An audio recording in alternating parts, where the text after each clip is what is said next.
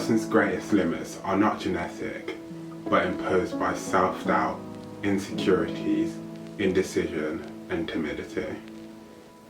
What's good? It's your boy, and we're back. This week we've got 5 tips on how to overcome self-doubt and live your life to your full potential. If you're anything like me, the statement at the start really resonates, so I hope these tips help you out. And if they do, drop me a comment, tell me what was most useful. Let's go. So the first tip is to sharpen your skill set. This might sound a little bit counterintuitive, like you're letting the self-doubt creep in and have an effect, but it's not. Everyone has self-doubts and everyone has things that they can improve on. You can use those doubts to drive you to improve, to get better. There's something about learning, picking up a new skill that just makes you feel good. It makes you want to go out and do it. So the first thing that I always go to whenever I'm doubting myself is to try and learn something new. So Vincent van Gogh said, when you hear the voice in your head that tells you you can't paint, paint and the voice will go away. That applies not just for painting, not just for art, but for everything. When you hear that voice in your head that tells you you can't do it, once you start doing it, once you start getting better at it, that voice recedes. Maybe it never completely leaves, but it recedes, it goes further and further to the back of your head. So that's the first tip, sharpen your skills. Tip number 2, don't get stuck in the comparison trap. Comparison is the thief of joy, we all know it.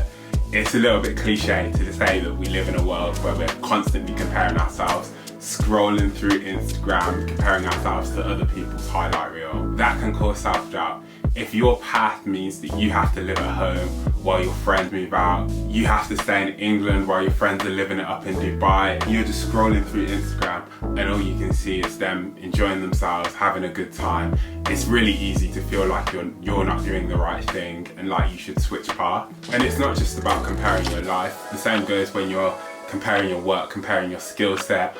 I'm one for this, looking on Instagram, scrolling through all the dope work and thinking, damn, never gonna be that good, may as well give up. But when you have those thoughts, it's time to double down. That's when it's time to put in the work and understand that you're unique, you have something unique to offer to whatever you're doing, whatever it is. Your path is unique, it might require some sacrifices right now, but it's going to be worth it. Don't get stuck in the comparison trap. Tip number 3, stop asking for validation. This one is huge. We all do it, it's a fundamental part of human nature. We want people to love us, we want people to like us, we want people to love our work. But it can be crippling. It can be one of the biggest stumbling blocks towards success and towards greatness. You have to come to terms with the fact sometimes people won't understand your goals, they won't understand your dreams. If you look at some of the great innovators throughout history, for example, Henry Ford said if he asked people what they wanted, they would have asked for a faster horse, not a car.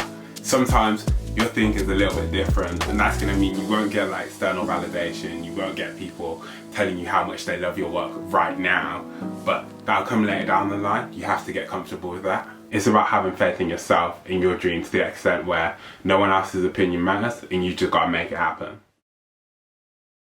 Step number 4, and this is super practical, write it down. What's your dream? What's your goal? Get it on paper. What are the steps you need to take to get there? Even write down your doubts, write down the things that you're not sure about. What can you do to overcome those? When you write it down, it becomes real, it becomes tangible, and you can take action. It's about having a plan and then executing. Tip number 5, I'm gonna call this a bonus tip. It might seem negative, but remember, no one cares.